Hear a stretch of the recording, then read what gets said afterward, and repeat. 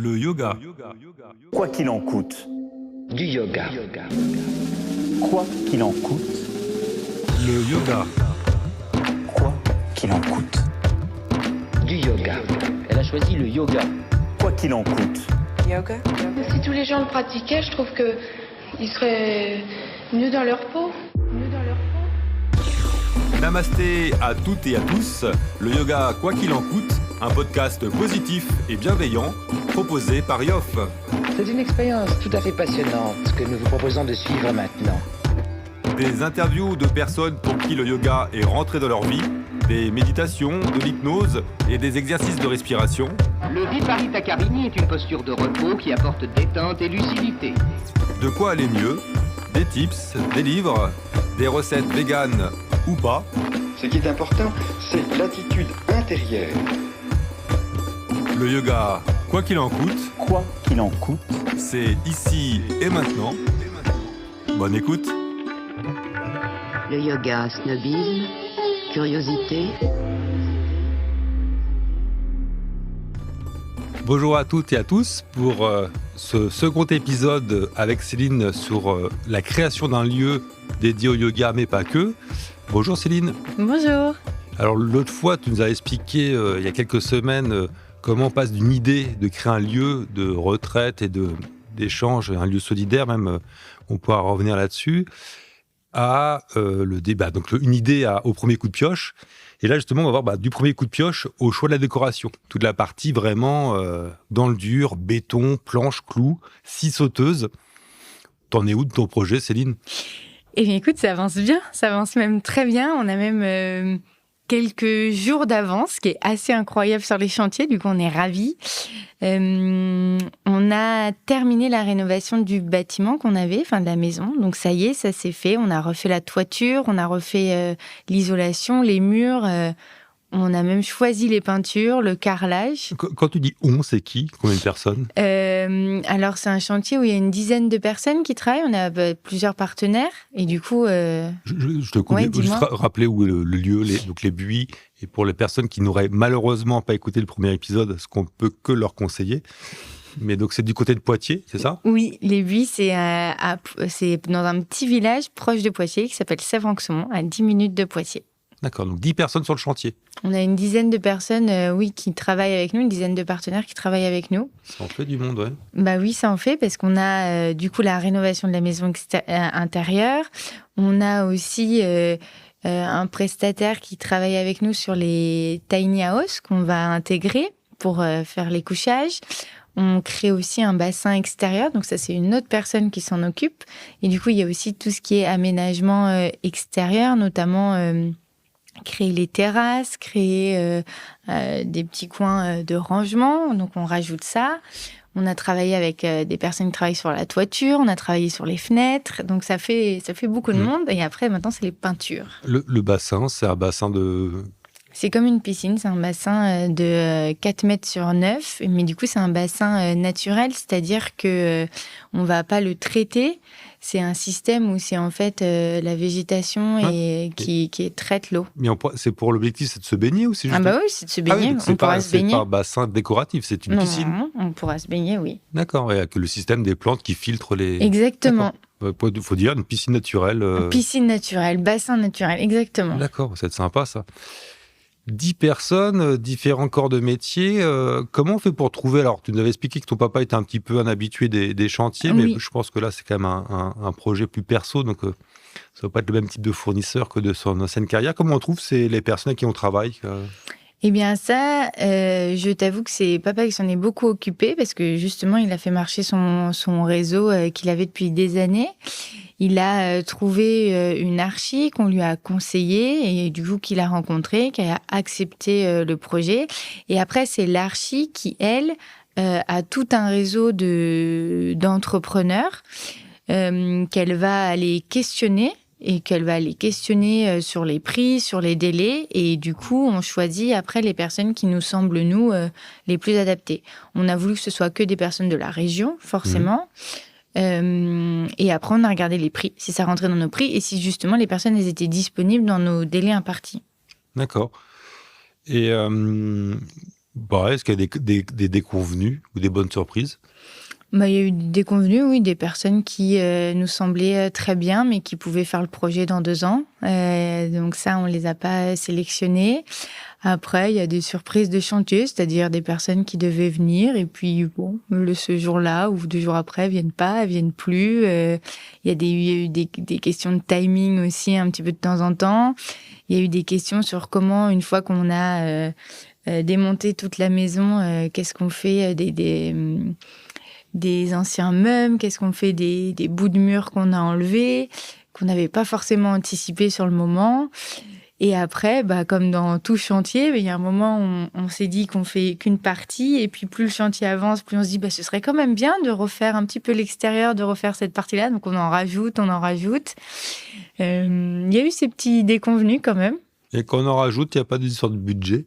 Eh bien si, il y a toujours ces histoires de budget, donc on négocie, on voit comment on peut en faire une partie nous, et notamment comment papa avec tous nos amis de la famille et Patrice ont pu en faire eux de leur côté pour réduire certains coûts, pour être sûr d'arriver après à faire ce qu'on voulait faire.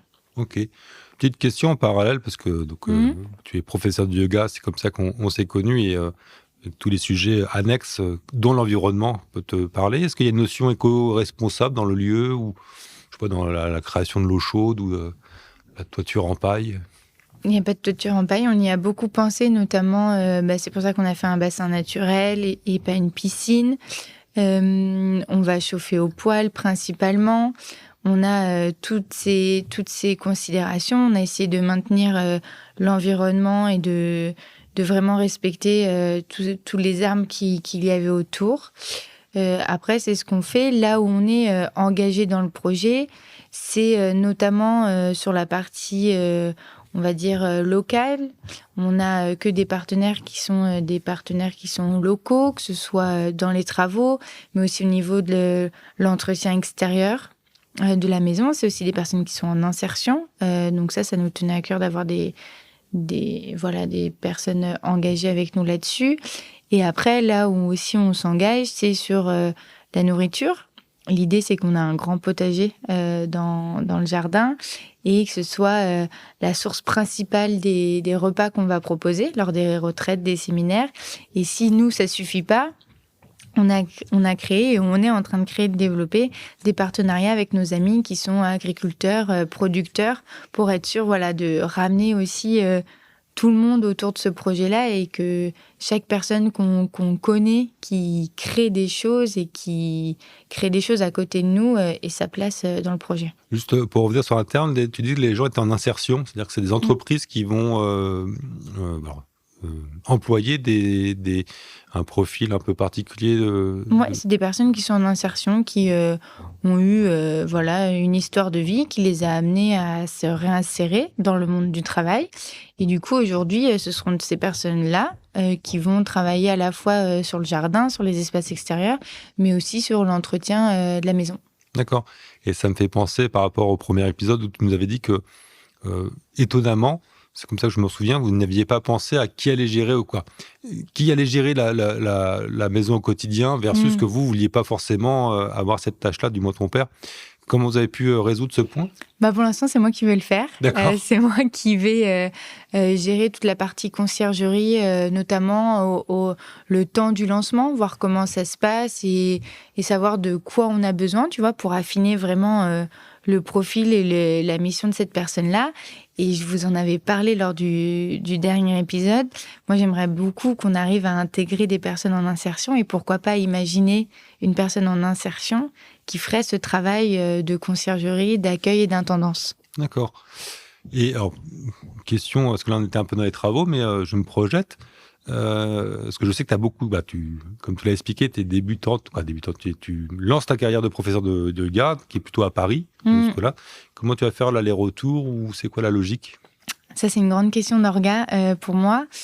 Pour l'instant, je vais imaginer avoir quelques jours sur Paris. On va dire 3-4 jours dans la semaine où je suis sur Paris, où là je vais faire mes rendez-vous, mes cours de yoga à Paris, et après où je descendrai sur Poitiers voilà, le temps des week-ends, le temps des retraites. Je pense que ça va être une organisation qui va pas mal bouger, étant donné que ce sera en fonction des résas sur place. Donc ça, pour l'instant, c'est encore en questionnement. Je vais m'adapter en fonction des opportunités qu'on aura. Ok. Et justement, là, donc, c'est fin juin la mise en route du lieu. Il y a déjà des réservations, des événements prévus? Oui, on a déjà des résas. On a trop de chance. Alors, ce qui m'intéresse éventuellement, c'est quel type de clients, j'ose le mot, et comment tu les as trouvés? Alors, c'est des professeurs de yoga. C'est une hypnothérapeute, c'est une artiste peintre et une personne qui travaille sur le développement personnel via l'écriture. Comment je les ai trouvés? C'est mon réseau principalement. J'ai la chance de les connaître et ils me font confiance sur cette partie-là. Et après, aussi pour lancer un petit peu le lieu, on fait un week-end porte ouverte. Et du coup, je suis allée rechercher des personnes qui auraient aimé faire des animations le jour des portes ouvertes. Qui sont le 29 et 30 juin. 2024. 2024, exactement. Et ce sera 48 heures dédiées au bien-être et il y aura différentes interventions, différentes personnes qui vont venir proposer des ateliers entre 1 heure et 1 heure et demie. Et j'ai proposé à chaque personne qui intervient au week-end de venir aussi tout au long de l'année prochaine avec un atelier en lien avec ce qu'elles proposeront au mois de juin. D'accord. Et la question que je me pose, est-ce que les tiny house seront prêtes? Les tiny house seront prêtes, tout sera prêt. D'accord. Tout sera prêt. Ok, et si on revient sur le côté un peu construction, le gros œuvre, c'est bien beau, mais il y a l'étape d'après qui va être la décoration, du moins de l'aménagement. C'est à peu près cette phase, j'ai l'impression, pour certaines pièces. On est clairement dans cette phase. Cette semaine, j'avais même un point avec l'archi sur la partie peinture, aménagement, parce que nous, on a une petite spécificité qui facilite pas malheureusement le côté aménagement. C'est que pour des convictions, on n'a pas envie d'acheter du neuf, donc on va récupérer que des meubles de seconde main. Il y a plusieurs choses à ça. L'idée, c'est que on croit beaucoup que les meubles et les objets ont une vie et une âme, et du coup, on voulait garder aussi les meubles des personnes de nos familles qui sont plus là maintenant, mais qui nous ont laissé ça. Et du coup, on s'est dit, on va étendre le concept et on va acheter que de la seconde main. Mais du coup, acheter de la seconde main, sur la déco, elle sera un peu dépareillée. Donc, il faut trouver le juste milieu entre cette déco un peu dépareillée et le côté très cocooning. Et du coup, on est un petit peu dans ces questionnements-là sur la grosse armoire de mamie où on la met pour que ce soit assez cocooning après. Donc, ce sera sûrement une ambiance un peu dépareillée, un peu ambiance de maison de campagne. Et après, on va utiliser beaucoup de beige, beaucoup de couleurs naturelles, de bois. Ce sera principalement ça l'ambiance. Et après, se pose la question de la salle de pratique. Oui, c'est ça, surtout la salle de pratique. La salle de pratique, alors c'est 100 mètres carrés. Après, la déco, elle va être assez simple parce que du coup, on a tout fait en baie vitrée pour que ce soit ouvert sur la nature et qu'au contraire, on profite de la nature pour pratiquer. Donc, ce sera du parquet. Et là, on a travaillé notamment sur le choix des luminaires qui sont des luminaires qui sont faits dans la région en carton recyclé. Donc, on va avoir un aspect très bohème, très naturel. Et l'idée, c'était de le faire retrouver dans les rangements de la salle de pratique, dont une partie sont des meubles qu'on a récupérés en bois, donc il faut retravailler un petit peu pour rappeler les luminaires. Mais ce sera une ambiance très naturelle, avec du carton recyclé, du blanc, du bois et un poêle. D'accord, un poêle pour chauffer l'ensemble du lieu? Un poêle pour chauffer l'ensemble de la salle. Et après, des voilages pour quand même garder cette espèce d'endroit très cocooning. Et est-ce qu'on pourra pratiquer le yoga dehors? Bien sûr. C'est un terrain de 7500 mètres carrés, donc on va pouvoir pratiquer le yoga dehors. Et au contraire, je pense que c'est ça qui va être super. On a un endroit tout au bout du jardin où on a des grands arbres, là où on va méditer de temps en temps avec papa. Et là, on peut tout à fait imaginer une quinzaine de tapis où on peut pratiquer, bien sûr. Parfait, parce que je ne peux que vous reporter à l'épisode sur Emma, professeure de yoga au Parc Montsouris, parce que faire du yoga dehors, c'est quand même assez sympa quand c'est calme, ensoleillé, qu'il y a des beaux arbres qui vous accompagnent. Ça change la pratique. Voilà. Des grosses œuvres, c'est bon. Décoration, j'ai l'impression qu'on est en phase finale, quoi. Ça Ah, tu fais la moue. On est en phase de questionnement sur comment on fait maintenant qu'on a tous ces meubles pour donner un aspect cocooning. Ouais, il va y avoir une notion de sacrosité qui va se mettre en place facilement. C'est quoi les dernières étapes par rapport à la notion de projet, de construction? Il y a encore des choses à faire ou voir une mauvaise surprise qui s'est arrivée, je sais pas, l'électricité, la fibre qui marche pas, tout est l'égout qui pète. Est-ce qu'il y a des petites galères de dernière minute là qui ont vraiment mis un coup de pression? Les galères de dernière minute, ça a été surtout dans le timing pour les espaces extérieurs. On s'est rendu compte qu'on n'avait pas assez de rangement. Du coup, il a fallu créer de nouveaux espaces de rangement à l'extérieur, là où on pensait faire une terrasse.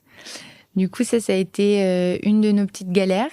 Et pour être taquin avec papa, quand ton papa là, il n'avait pas prévu pourquoi? Parce que les papas, ça prévoit toujours. Et oui, et il y a papa et il y a Patrice, ils étaient deux cerveaux, et on a été ambitieux sur les rangements dont on avait besoin ou pas besoin, et au fur et à mesure, on se dit, ça risque d'être un petit peu juste. Donc il y a ça. Bon. Et il y a autre chose, les petites galères qu'on a eues, c'est la taille des lits. Ouais. On a imaginé, vous savez, je vous parlais des tiny house, c'était 20 mètres carrés, et du coup, la taille des lits standards, si on mettait certains lits, on n'avait plus de place pour ranger les valises et ce type de choses dans les maisons. Donc là, il a fallu réfléchir à la taille des lits. Ils proposent pas, je connais pas bien ce milieu, les tiny house, ils proposent pas les meubles à l'intérieur sont pas compris dans la maison? Non. D'accord. Du coup, on a créé. Mon papa, il avait une entreprise de métallerie, je vous en parlais la dernière fois.